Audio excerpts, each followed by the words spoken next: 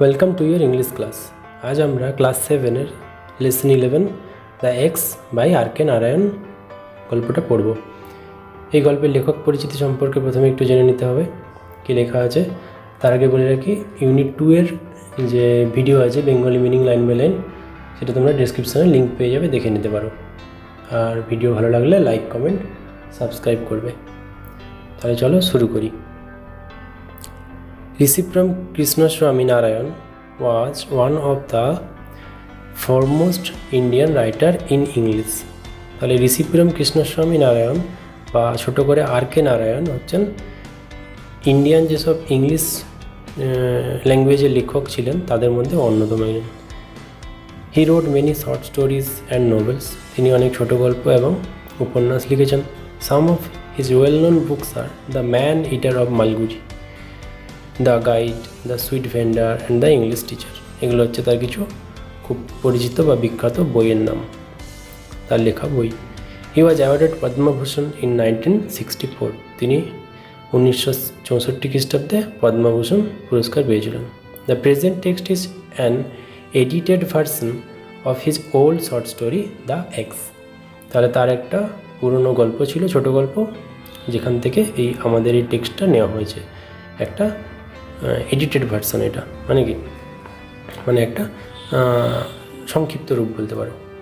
তাহলে ইউনিট 1 শুরু করি। Velan was perfectly contented and happy. Velan ছিল খুব বেশি স্যাটিসফাইড। কন্টেন্টেড মানে স্যাটিসফাইড। সে তার নিজের জীবনের প্রতি, তার যে জীবনে যা পাওয়া ছিল, তার যা চাওয়া ছিল, সব কিছুর প্রতি সে খুব খুশি ছিল। সব কিছুতেই সে খুব খুশি ছিল। He demanded nothing more of life. সে জীবনের কাছ থেকে আর সেরকম কিছুই আশা করে না।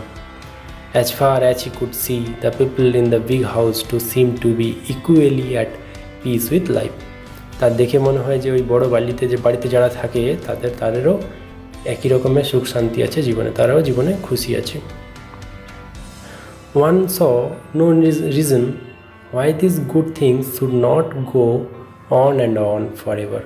মানে এটা বোঝাই যায় না কেন সব মানুষের জীবনে ভালো জিনিসটা সব দিন চলতে পারে না। But death পিপড around the corner. মৃত্যু সবসময় কর্নার থেকে উঁকি মারে। তাহলে এখান থেকে কী বুঝতে পারছি যে কিছু একটা খারাপ হতে চলেছে, কারোর সঙ্গে মৃত্যু ঘটতে চলেছে, কারো মৃত্যু হতে চলেছে, দিয়ে ভেলানের যে ভালো জীবন বা তার জীবনের যেসব আনন্দ সুখ, সেগুলো হয়তো কিছু সমস্যা হতে পারে, সেগুলো নিয়ে কিছু একটা হিন্টস পাচ্ছি আমরা এই লাইনটা থেকে। But death পিপড around the corner. One midnight he was awakened and told that the master was dead.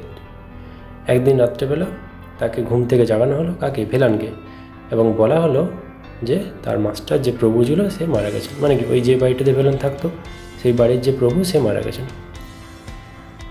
What is to happen to the garden and to me. এখন তাহলে গার্ডেনটার উপর কী হবে, গার্ডেনটার কী হবে, বাগানটার কী হবে এবং আমার সঙ্গে কী হবে? ভেলান কে ছিল? ওই বাড়ির একজন গার্ডেনার। বাড়ির যে বাগান ছিল সেই বাগানের মালি ছিল ভেলান। এবার দেখো সেইখানে প্রথমে কি বলছে, বাগানটার সঙ্গে কি হবে। তাহলে সে কি তার নিজের থেকেও বেশি ভালোবাসে বাগান, তখন সে বলছে বাগানটার সঙ্গে কি হবে। তারপরে বলছে টু মি, তারপর বলছে আমার সঙ্গে কি হবে। সে কেন বলছে কথাটা দেখো, পরের লাইনে লেখা আছে। The sons are no good he thought at once. সে ভাবলো যে এই তার যে ছেলেরা ছিল, প্রভুর যে ছেলেরা, তারা এতটা ভালো নয় প্রভুর মতো। At his fears proved to be not entirely groundless. তার এই ভয়টা ভিত্তিহীন ছিল না। The sons were no good. ছেলেরা ভালো ছিল না রিয়েলি, সত্যি ছেলেরা ভালো নয়। They stayed for a year more, quarreled among themselves and went away to live in another house.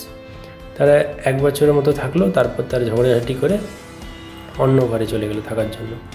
A year later some other family came in as tenants. এখানে কি 1 বছর পরে আরও একটা অন্য কোনো ফ্যামিলি এলো ভাড়াটিয়া হিসাবে।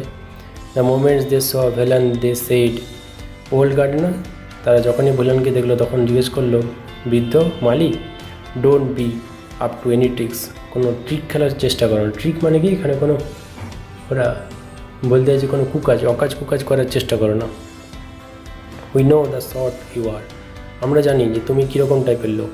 মানে সে বলতে চাইছে যে তুমি নিচু ধরনের মানুষ, আমরা উপরে, এরকম টাইপের একটা তাদের মনোভাব ছিল কথাটার মধ্যে।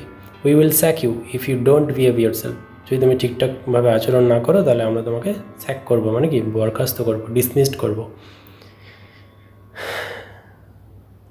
Velan found life intolerable, Velan এই জীবনটা অসহ্য হয়ে গেছিলো, ভেলানের এই জীবনটা। This people had no regard for a garden, এই মানুষদের প্রতি এই মানুষদের গার্ডেনের প্রতি কোনো ভালোবাসা ছিল না, কোনো সহানুভূতি ছিল না। কোন মানুষগুলো? মানে যারা এই যে নতুন ভাড়াটিয়া আসছে বাড়িটাতে। ফরচুন হাউএভার সুন ফেভার্ড হিম, তারপর ভাগ্য তার সহায় হলো। কার? এখানে ভেলানের সহায় হলো। দ্য টেন্যান্টস লেফট, ভাড়াটিয়ারা চলে গেল ছেড়ে। The house was looked up for a few years, the house was locked up for a few years, কিছু বছর এই বাড়িটা বন্ধই থাকলো। Occasionally one of the sons of the late owner came round and inspected the garden, তারপর মাঝে মাঝে কোনো সময় ওই ভাড়াটিয়ার যে ছেলে ছিল সে আসতো এবং দেখে যেত বাড়িটা, এবং বাগানটাও তার সঙ্গে দেখাদেখি করে যেত।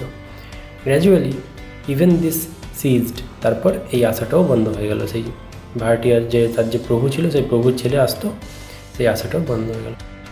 দে left the keys of the house with Velan, তারা বাড়ির চাবি ভেলানের কাছে রেখে দিয়ে গেল। Occasionally a prospective tenant came down, সেই সময় হঠাৎ করে আরেকটা ভাড়াটিয়া এলো। Had the house opened and went away after remarking that it was in ruins, মানে এই বাড়িটা অনেকদিন বন্ধ ছিল, সেরকম কোনো দেখা দেখি হচ্ছিল না বাড়িটা, তার জন্য তারা কী হয়েছিল যে বাড়িটা হয়তো ভালো নয়, এরকম একটা কিছু তারা শুনেছিল আর কি। এই ইয়ার লেটার অ্যানাদার টেন্যান্ট ক্যাম্প, তারপর এক বছর পরে আরও একটা নতুন ভাড়াটিয়া হলো। দেন এ থার্ড, তারপর কী হলো একজন, তারপর আরও একজন, তারপর তৃতীয়জন, এরকমভাবে আসতে শুরু করলো। No one remained for more than a few months, কোনো ভাড়াটিয়াই 1-2 মাসের বেশি, কয়েক মাসের বেশি থাকতো না।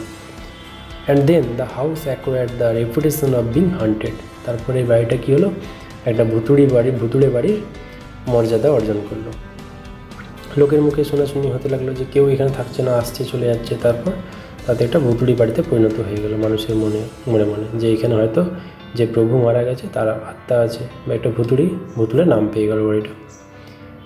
Even the owners dropped the practice of coming and seeing the house, তারপর কী করলো, বাড়ির যে মালিক ছিল তারাও আসা পুরোপুরি বন্ধ করে দিল এই বাড়িটাতে।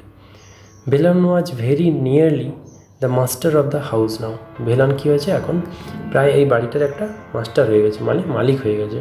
The keys were with him, তার কাছেই চাবি থাকতো। He was also growing old, তারপর সেও আস্তে আস্তে বৃদ্ধ হচ্ছিল। When the mood seized him about once a year, he opened the house and had the floor swept and scrubbed. যখন তার মুড ভালো থাকতো, মুড মানে যখন তার মন হতো, তখন সে কী করতো, ভেলান সেই বাড়িটা খুলতো এবং ধোয়া মোছা করতো। স্ক্রাব মানে কি, ধোয়া মোছা করে ঘষাঘষি করতো, মাঝামাঝি করতো বাড়িটা নোংরাগুলো। But gradually he gave up the practice, কিন্তু সেও আস্তে আস্তে এই কাজ করা ছেড়ে দিল Velan. He was too old to bother about this things, তারপর সে অনেক বৃদ্ধ হয়ে যাচ্ছিলো এইসব কাজ করার জন্য, সে আর পাচ্ছিল না এইসব ঘর দেখাশোনা, ঝাড়া মোজা করা, এগুলো তার পক্ষে সম্ভব হচ্ছে না, কারণ সে বৃদ্ধ হয়ে যাচ্ছিল। Years and years fast without any change, তারপর অনেক বছর চলে যায় কোনোরকম কোনো চেঞ্জ ছাড়াই, কোনোরকম কোনো কিছু চেঞ্জ হয়নি। It came to be known as the ghost house, তারপর আস্তে আস্তে এটা সবাই বলতে থাকে যে এটা ভূতের বাড়ি। অ্যান্ড পিপল অ্যাভয়েডেড ইট, এবং মানুষজন এটাকে অ্যাভয়েড করে চলে, এড়িয়ে চলে।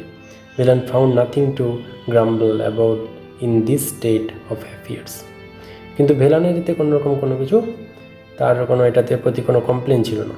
ইট সুইটেড হিম এক্সেলেন্টলি, তাহলে তাকে এই বাড়িটা খুব ভালোভাবে শ্যুট করে গেছিলো। তাহলে এখানে আমাদের শেষ হলো দ্য এক্সের অ্যাক্টিভিটি ইউনিট 1, এখানে আমাদের শেষ হলো দ্য এক্সের ইউনিট 1। ওয়ার্ডপ্রুফ আছে, তোমরা দেখে নিও।